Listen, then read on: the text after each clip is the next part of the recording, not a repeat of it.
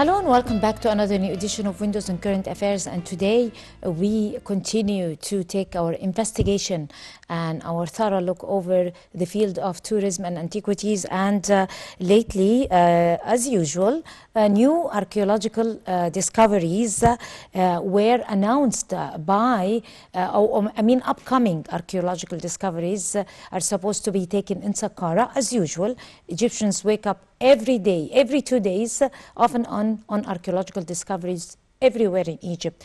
And earlier, the Minister of Antiquities have announced that upcoming archaeological discoveries are about to be taken or happen in Saqqara.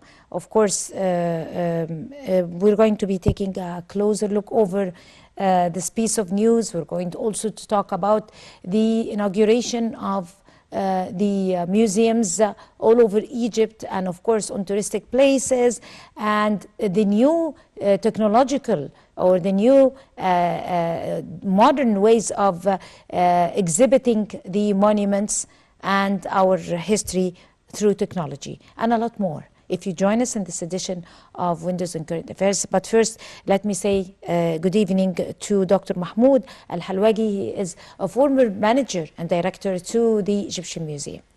Good evening, Dr. Halwagi. Let us first talk about this piece of news. The excavation that is going to be taken at Saqqara in Giza to announce archaeological discoveries. There is going to be excavations, as usual. We are excavating everywhere. Recently, the Ministry of Antiquities and Tourism announced for the new discovery of 5 tombs from Old Kingdom in south of Saqqara. Saqqara is the oldest royal cemetery in Egyptian history since the unification between Upper and Lower Egypt and the unity of Egypt and starting the historic period of Egypt, 3200 BC. Pharaohs, kings of first and second dynasty built their tombs in Saqqara. And then followed the archaic Egypt, the Old Kingdom, with King Djoser built his funeral complex in Saqqara as well. Saqqara was the oldest royal cemetery, and Saqqara also was, through ages, was the most important place for high officials and commander officers of army and priests to build their tombs in Saqqara. So the recent discovery, they are tombs of high officials from Old Kingdom. There was many founds in these tombs, like pottery jars, like stelae, like some other artifacts. Also, the walls of these tombs are depicted with the owners of these tombs, representing them receiving offerings, as well as sitting with their members of their families, as well as doing some works for the second life, like cultivation in the fields of Oyaro, which is representing the paradise in ancient Egypt. So most of these discoveries are made by Egyptian mission, headed by the Secretary General of the Supreme Council of Antiquities. And these new discoveries give an attention to the whole world that Egypt still have treasures uncovered yet, and most of the missions in Saqqara are Egyptians. So this also give us the chance that a new generation of archaeologists and restorers are working in the field of excavation in Saqqara. How different is that particular excavation or that particular discovery from other ones in terms of the quality of mummies, the statues, the history of the mummies in its own right? Usually, we wake up to complete surprises when it comes to the story and history of mummies. In fact, this discovery is the tombs which discovered the colors of the walls and the quality of artifacts discovered shows that the ancient Egyptian were aiming to preserve their life in the afterlife, and also shows that they exerted their utmost to build their tombs and to fill their tombs with all needs for the second life after death.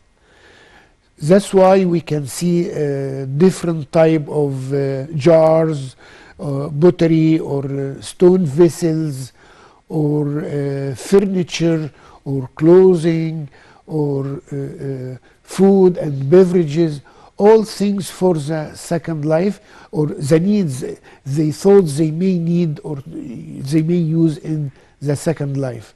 That's why they filled their tombs with all these things. So in this particular excavation, we saw as well, besides pottery jars and offering tables and some artifacts like false doors, which they depicted to let the spirit of the deceased able to access the tomb to visit the owner of the tomb, according to ancient Egyptian beliefs that the spirit of the deceased after this go to the heaven in a form of a bird, and it's called Ba, and they believe that the spirit will come to visit her owner in the tomb after this. So that's why they erected what's so called false doors to receive the spirit of the deceased. It's called false door because it's not a real or actual doors, but it looks only depiction on the stone for a door, and they thought that this will help the spirit to enter the tomb to visit the owner. Besides this, some statues for the owner of the tombs. These tombs, as we know, belongs to high officials of the state. Most of the high officials all over the ages, they wished to build their tombs beside their kings. And this was a great appreciation that the king allow some of the officials to build their tomb in the royal necropolis. Right. Usually, how do the information come, or how could information be detected, in other words, that there should be something valuable over here? There should be some archaeological artifacts here or there. How does that happen or work? What do you mean? I mean, how can I detect that could be some archaeological artifacts over here or there, or monuments down there. Okay. How does that work? Since before you start digging or excavating, you have to study the place where you are digging, and to study the history of the area, and to see how was if it was lived or used as a cemetery or inhabited area. And sometimes with this research and these studies, we also use some equipment, electric and magnetic equipment, which helps the excavator to start their digging in a specific places which they think it may have some artifacts, whether they are metal or any other material, can be detected by this magnetic and electric equipments. Helps the excavators to start their digging and to find some discoveries. تمام. Okay, so in that sense, how when this happens, are these artifacts or these monuments or these things, if they come once they are discovered and taken, there are some laws or regulations in preserving them? Of course. After discovering some artifacts, restorers start to clean them or to do some restoration or preservation for these artifacts if they have some. I mean, is it on the part? Is it only Egyptian team? Yes. Or foreigners? I mean, foreign delegation and Egyptian experts as well? In Egypt, there are many missions. The high percentage of these missions are Egyptian missions. They are all Egyptians, whether they are. And usually there are some experts, foreign experts. There are because some of the foreign, media and because of the interest, they're highly interested in these matters. Some of the missions are foreigners. Some are joint missions between Egyptian and some other foreign institutions, but the high percent of the missions are completely Egyptians, whether they are Egyptologists and restorers, I mean archaeologists and restorers. All the missions are Egyptian. Especially in this last recent discovery, the mission is 100% Egyptians. So that is, Saqqara is one of the most enriched, most important and richest in history. Of course. Like you earlier kindly mentioned in detail, expected that we could have something like, you know, the type of mummies that were in the Golden Parade. So could you expect very popular characters in the mummies in that upcoming archaeological discovery? I think so, because Saqqara was inhabited and was used as an necropolis or a cemetery. Royal and high officials and some private tombs not only is in Old Kingdom but through the ages, like archaic Egypt, Old Kingdom, Middle Kingdom, and the New Kingdom, and late period of Egypt, and even more Greco-Roman era in Egypt, and later on the Islamic era and recent before Islamic era, there are some buildings back to the Christian era in Egypt. So that's why Saqqara is, there are still hidden treasures under the underneath of the area of Saqqara. Whether the It's eternal. It will never end. the western part, which was used as a cemetery, or the eastern part, which was used as a living city, which is Memphis or Mennefer, which is Mitrehnet or Mitrahina right now, which was the oldest capital of Egypt since the unity between Upper and Lower Egypt, 3200 BC. So started this era, this area, to be inhabited and well known because of the royal cemetery and as a capital of Egypt. So and it passed by all the eras of Egyptian history. Right. Talking about Egyptian history and the rich history that we have, and the monuments and artifacts and all the things that we possess, 1/3 of the world monuments, it's not that easy. The unconditioned support logistically and even culturally and in all its forms that is given by the government to that particular sector, which is the tourism sector, that it reflects, it sends a message that the government is completely keen on supporting tourism and supporting our history and supporting, preserving and maintaining that particular part, which is 1/3 of the world history, and working on expanding on that, the space that is given to the Ministry of Antiquities.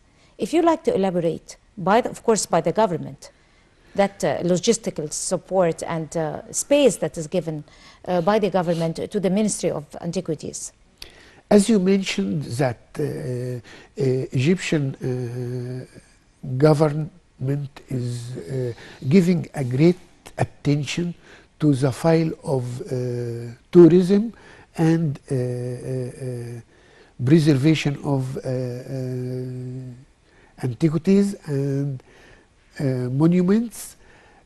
This is a message for the whole world that Egypt is preserving and keeping and protecting the heritage of our ancestors, and also that Egypt is ready to receive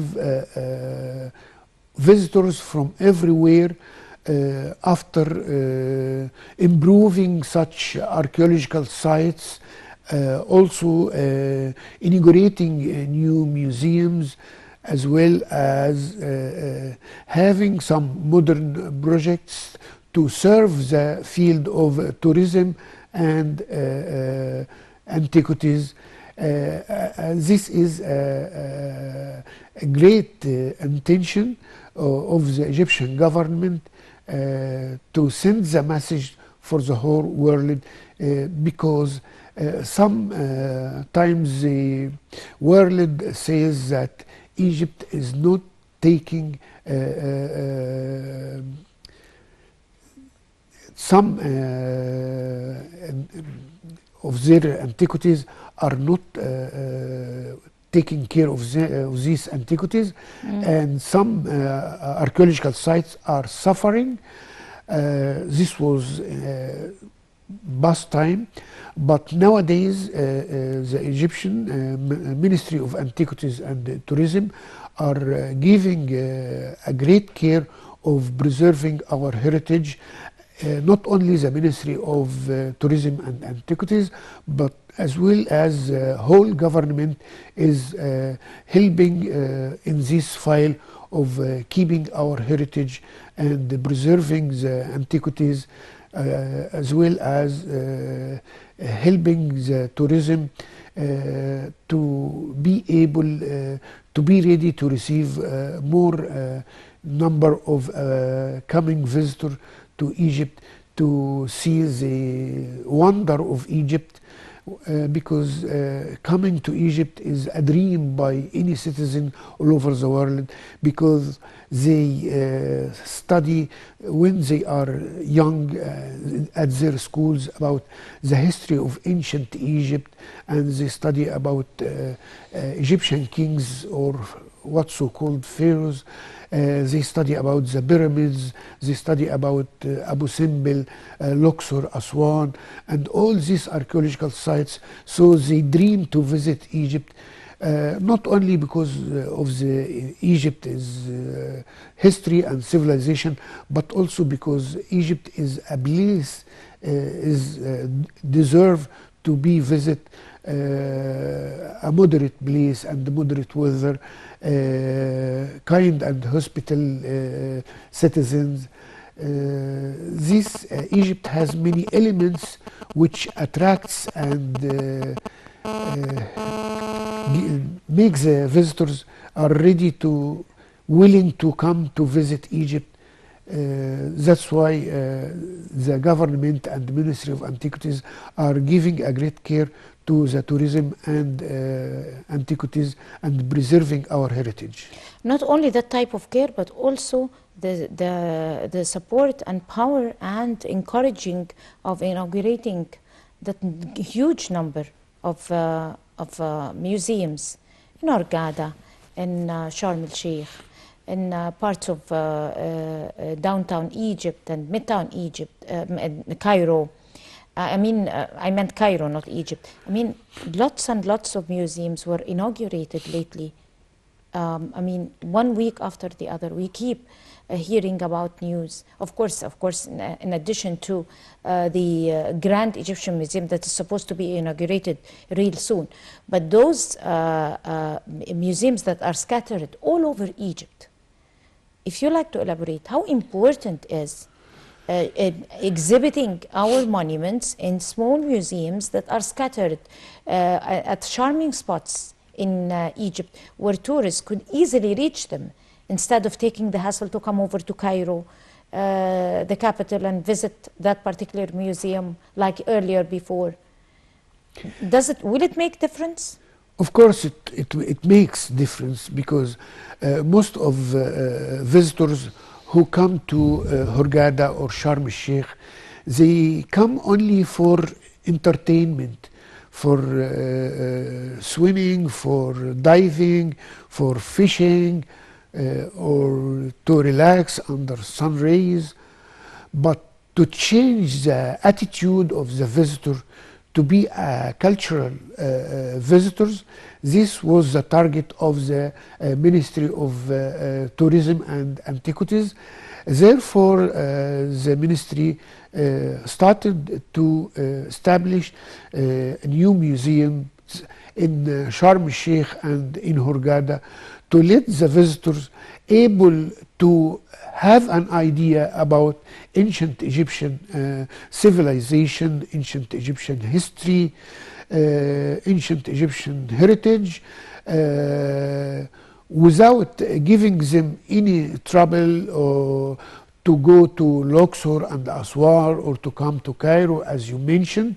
So this facilitates to the visitors to have the idea about ancient Egypt civilization at the same place where they are staying, where they come only to entertain or to have fun, but at the same time they have the chance to have some cultural visits by visiting these new museums, whether in Sharm el-Sheikh or in Hurghada. And these two museums also will help not only these two cities, but also it helps all the Red Sea and Sinai. No, but I was not only talking about those particular museums. There are many other museums in other governorates. Right, if we right. would like to elaborate, of course, because those are the most popular too. But there are other very important ones, and they are different even in style. There are more other museums inaugurated in different provinces in Egypt, like Museum of Kafr Sheikh was recently inaugurated. also to let the Egyptian citizens in Delta, Lower Egypt, to come to go to visit Kafr Sheikh, as well as Museum of Tanta was reopened after renovation and restoration. Also the Museum of Sohag in Upper Egypt, and in Minya there was a new museum. Malawi Museum was re-inaugurated after development, and a new museum is in Minya also is called Atuni Museum or Amarna Museum.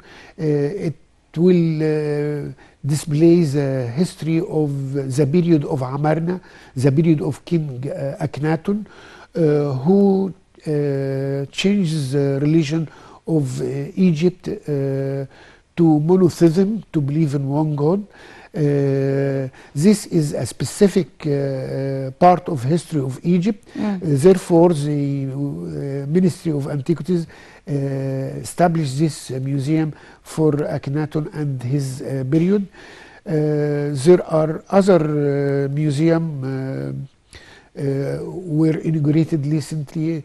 In downtown in Cairo was royal carriages of the family of Muhammad Ali. Also the inauguration of the palace of Imbaron Imban in Heliopolis. These archaeological sites and museums shows that the government is working hard to inaugurate new museum and to preserve the antiquities and the archaeological sites.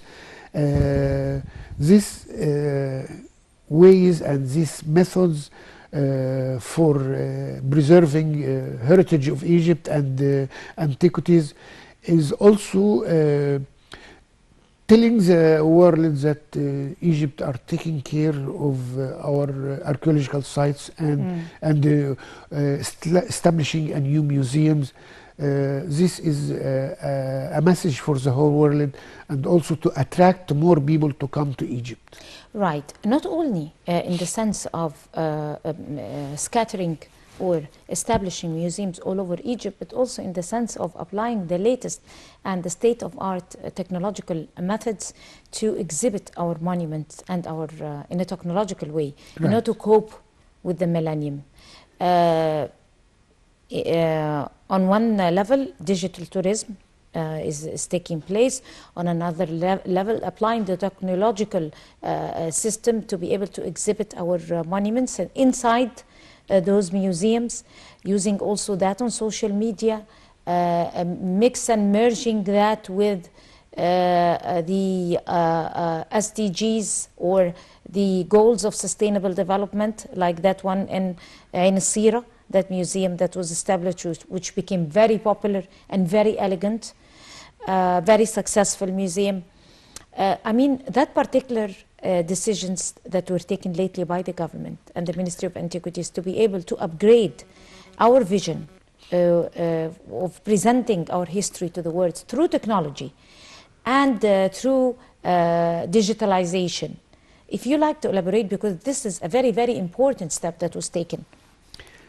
In fact, this is a good point that new museums were recently inaugurated, are well equipped and well furnished, and the display art of objects depends on the modern theories in display art of object, as well as using the new methods and the new technology, like using the applications of mobiles of visitors to learn about antiquities through a specific codes attached to the objects, read by the mobile application.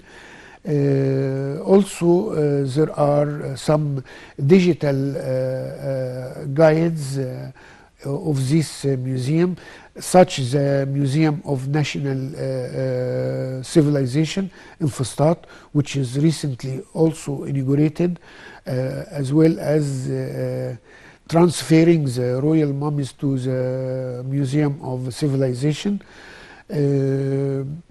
using also involving social media and also sharing the public and visitors of museum by using social media and let the society able to take part in displaying some artifacts or choosing some artifacts to be on display, or some suggestions of visitors. So there are some kind of modern relationship between visitors and museums. It's not only just a visit for the museum, but also there is a continuation of relationship between the visitors and the museum through modern applications and social media. This also will enhance and will help visitors to be always communicated with museums, as well as it gives management of museums to listen to some suggestions of the visitors, or to see some if there are some complaints or whatever, they can easily contact be heard or taken. and can be especially that the whole world now is built over the touristic experience. It's not reviews or anything. It is just the touristic experience. If my touristic experience is good at this country, then it is rated as one of the top destinations. That's right. Touristic experience is very important. Moving on to something that is related to that particular point, which is, how do you think that is going to qualify our already privilege, because we only have 2 minutes, Egypt to be as one of the top world destinations to visit? I'm sorry, we're running out of time. In fact, Egypt deserves to have the high rank of top destination all over the world because of the elements which it has in Egypt. Not only the cultural tourism, as well as the weather and seashores and the people, and this is giving Egypt the chance to be top ranked in top destination, and this also will give the chance to more people or more visitors to come to Egypt. At the same time, working together or the efforts done by the government in different kind of fields, in building new museum or preserving the monuments and antiquities, or erecting some modern hotels or new roads and new bridges. And this will give Egypt a good opportunity to have a high rank in top destination all over the world. Right, on that particular note, very optimistic, and hopefully also because we are qualified and we have been on that range for years now. There is nobody else who is qualified to be taken the top destination like Egypt. Also the inaugurating of The the Grand museum, Egyptian, of like course. transferring the royal mummies, course. and these festivals, and the Luxor Avenue of the Festival Sphinx. of Luxor, of the Sphinx Avenue. This give a clear message to the whole world. Of course, it's the land of civilization. That's our title. That's right. And we can earn it very easy. Dr. Mohammed Al-Halwagi, you are a former manager to the Egyptian Museum. I'd like to thank you so much, sir, for your time. And Thank you. hopefully we can host you again to talk about something, another new archaeological discovery. Inshallah. And inshallah, and on that account, we'll have to end it here. This edition of Windows and Current Affairs. Many thanks to all of you, and until we see you again next week, that's a goodbye.